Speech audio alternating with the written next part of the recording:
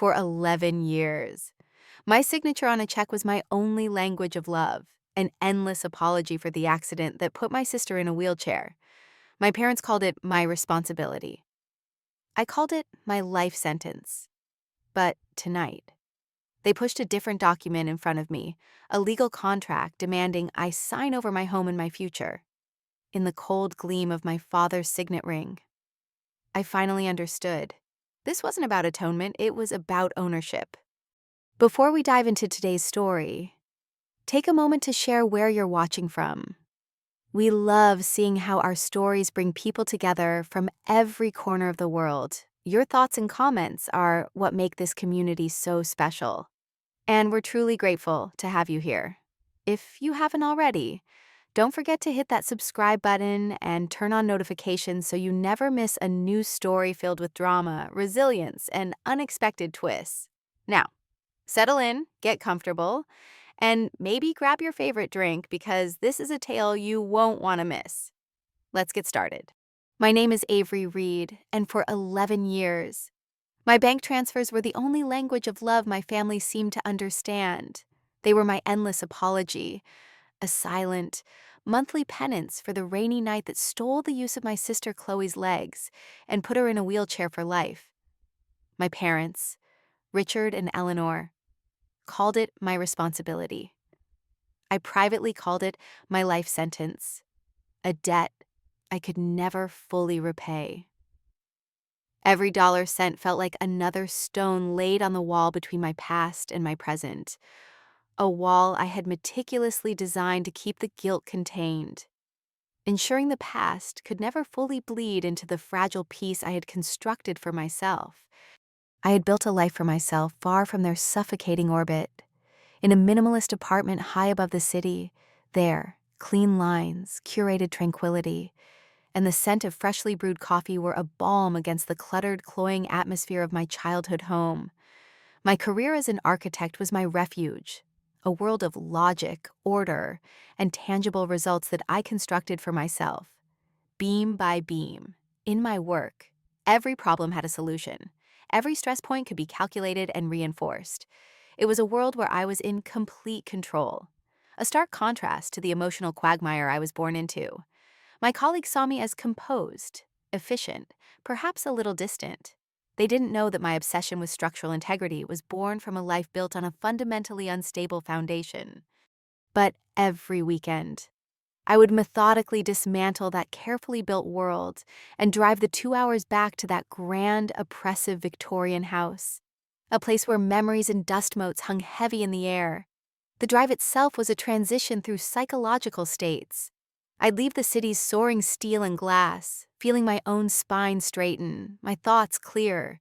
But as the highway gave way to winding country roads, a familiar weight would settle in my shoulders. The very air seemed to change, growing thicker, heavier, with humidity and unspoken history. I would pass the old oak tree on the final turn toward their house, the one with the scarred bark, and my hands would invariably tighten on the steering wheel. The atmosphere inside the house was always the same, thick with the scent of lemon polish, old paper, and a deep, abiding resentment that no amount of air freshener could erase. It was a house that was impeccably clean, but never felt truly clean. I would navigate the hallways lined with portraits of stern-faced ancestors I barely knew, their painted eyes seeming to follow me with silent judgment. I was there to play my part in the ongoing tragedy they had scripted for me, the dutiful daughter, the caretaker, the one who ensured the bills for Chloe's specialized care, her team of physical therapists, and the ever-present mortgage on their oversized house were all paid on time. My role was purely functional. I was the financial engine that kept the sad machine running. On this particular weekend, the tension was a palpable thing. I found Chloe in the sunroom, her wheelchair angled toward the overgrown garden. She was sketching in a worn notebook, her brow furrowed in concentration. For a moment, she was the Chloe I remembered from before, intense, creative, lost in her own world. "Hey," I said softly, not wanting to startle her. She looked up, and the light in her eyes dimmed, replaced by a familiar, guarded expression. "Oh, it's you," she said, her voice flat. I tried to make conversation, asking about her physical therapy, about her art, but her answers were clipped, monosyllabic. The wall between us, built from 11 years of my guilt and her resentment, was as solid as any I had ever designed. I saw the frustration and the deep, abiding sadness in her posture, in the way she avoided my gaze. I knew she was trapped, not just in her body, but in the narrative our parents had woven around us. Later that evening, the performance continued. I helped Chloe with her evening routine, the familiar mechanics of transferring her from her chair to her bed, the practiced movements that were both intimate and deeply impersonal. We didn't speak. The silence was filled with the things we couldn't say. I was the sister who had broken her, and she was the sister who had been broken. That was the entirety of our relationship now. As I left her room, my mother was waiting in the hallway. "You're a good sister, Avery," she said, her voice dripping with a saccharine sweetness that made my teeth ache. It wasn't a compliment. It was a reinforcement of my role, a reminder of my unending obligation. The breaking point arrived a few days later, back in the clean, ordered world of my city apartment. I was reviewing my quarterly financials, a routine I performed with meticulous care, when a notification flashed on my phone, an unwelcome intrusion into my ordered world. It was an automated email from my bank, its subject line a stark, cold red, "Security alert, a loan application in your name has been denied due to mismatched personal information." I stared at the words, my heart beginning to thud against my ribs like a trapped bird. I hadn't applied for any loan. My credit was pristine, a fortress I had built with the same precision as my architectural models. A knot of ice formed in my stomach, a familiar dread that tasted of my childhood.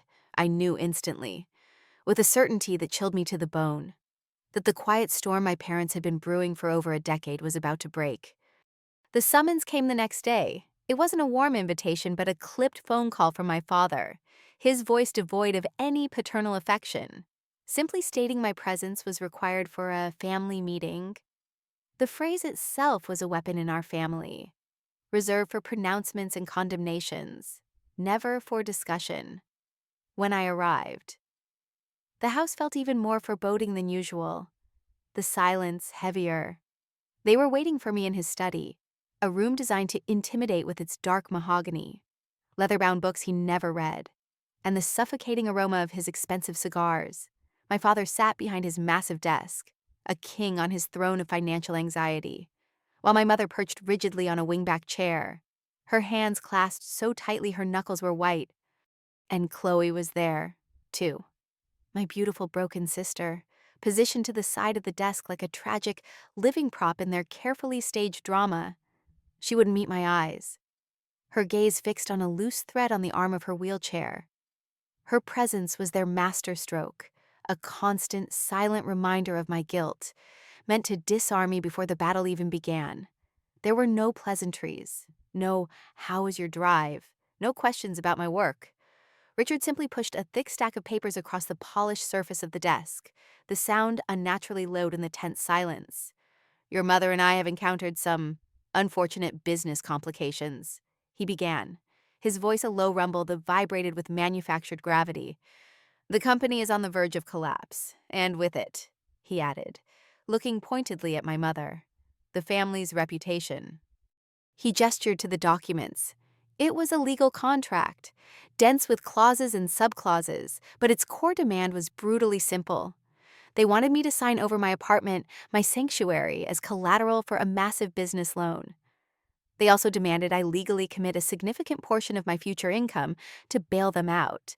He framed it not as a request, but as my final obligation. The only way to truly atone for what I had done to Chloe. The only way to prove I wasn't the selfish, ungrateful daughter they believed me to be. The air grew thick with the weight of their unspoken accusations. The years of silent blame now being cashed in like a long-matured bond. I felt a wave of nausea, the room seeming to tilt slightly. My home was the one place on earth that was truly mine, the one thing I had built that they hadn't touched with their suffocating influence. When I hesitated, my silence mistaken for defiance. My father's expression hardened. He leaned forward, the leather of his chair groaning, his voice dropping to a conspiratorial whisper more menacing than any shout. You know, Avery, the world of architecture is a small, delicate ecosystem. Reputations are as fragile as glass. It would be a terrible shame if your partners were to learn how you abandoned your family, especially after destroying your own sister's life. The threat hung in the air, a poisoned dart aimed at the heart of my independence. In that moment, watching the cold, calculating look in his eyes, I finally understood. This was never about Chloe's care. It was about control.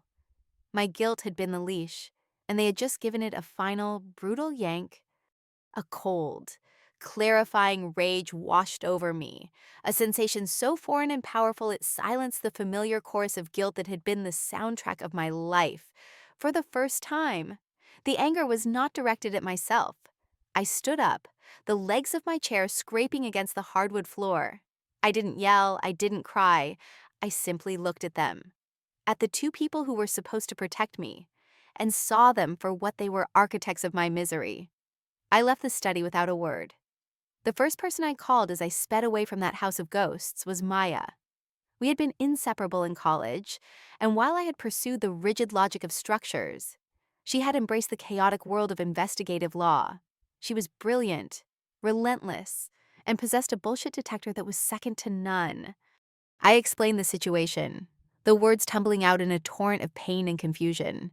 Maya listened patiently, letting my tirade run its course before asking a single simple question that shattered the foundation of my reality. "Avery," she said, her voice calm and steady, "why have you never seen the official police report from the accident?" The question stunned me into silence.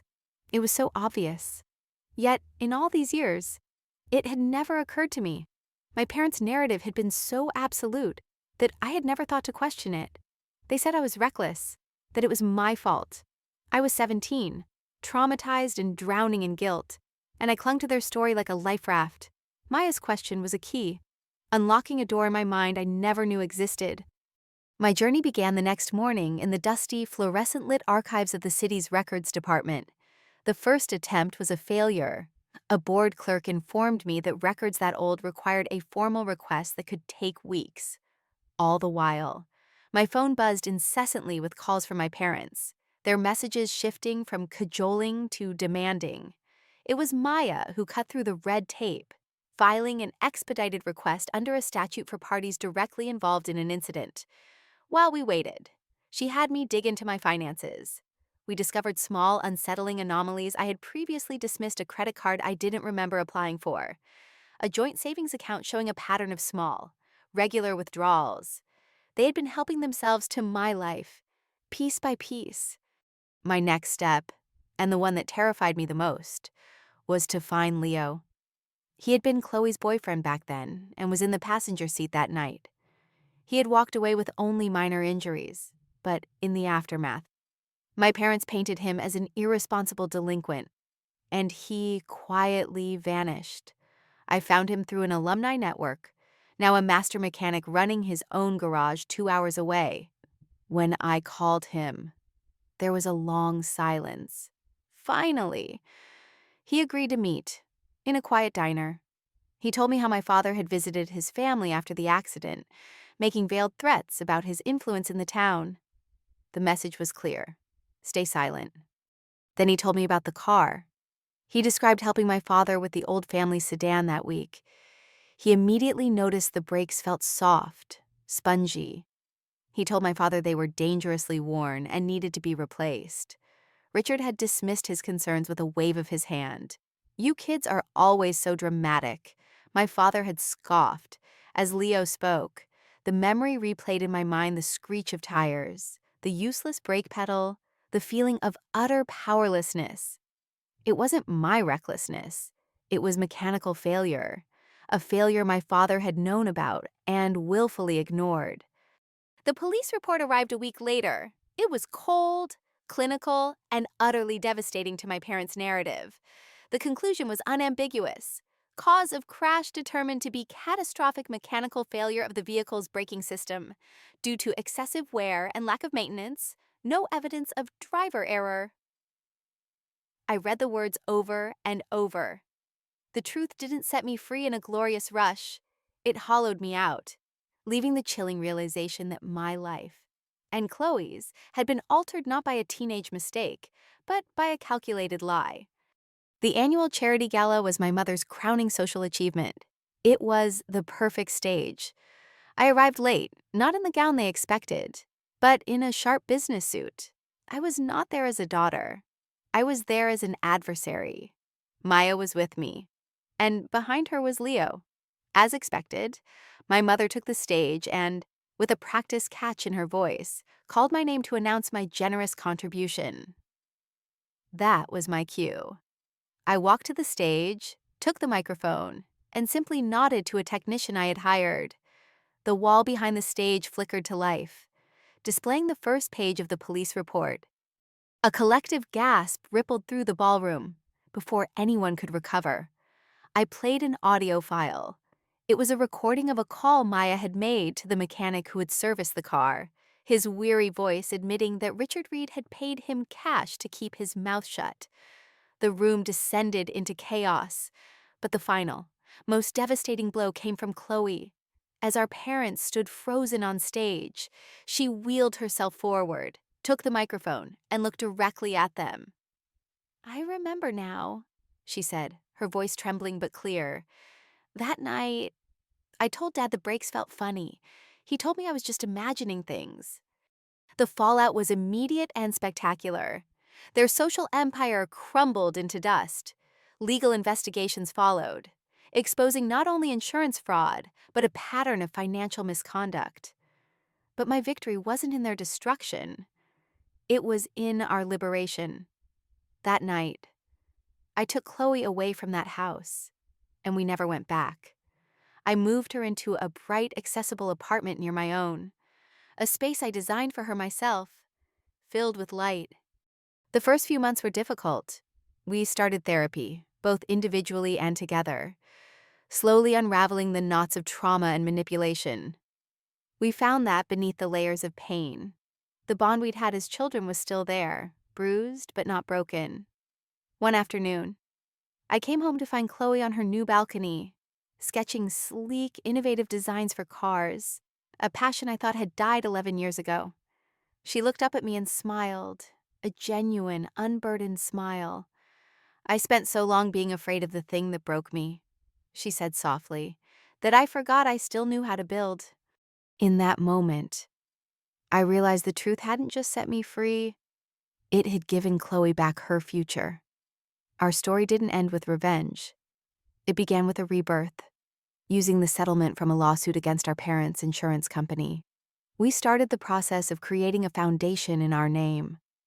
Our goal is to provide legal and psychological support for families navigating medical crises, to protect vulnerable patients from the kind of exploitation we endured. We had taken the deepest pain of our lives, and were transforming it into a purpose. We were no longer the broken girl and the guilty sister. We were architects of our own lives, and for the first time, we were building them together. In the end, a story like this teaches us a profound lesson about the architecture of our own lives. Sometimes, the heaviest burdens we carry are not the result of our own actions, but of the narratives assigned to us by others.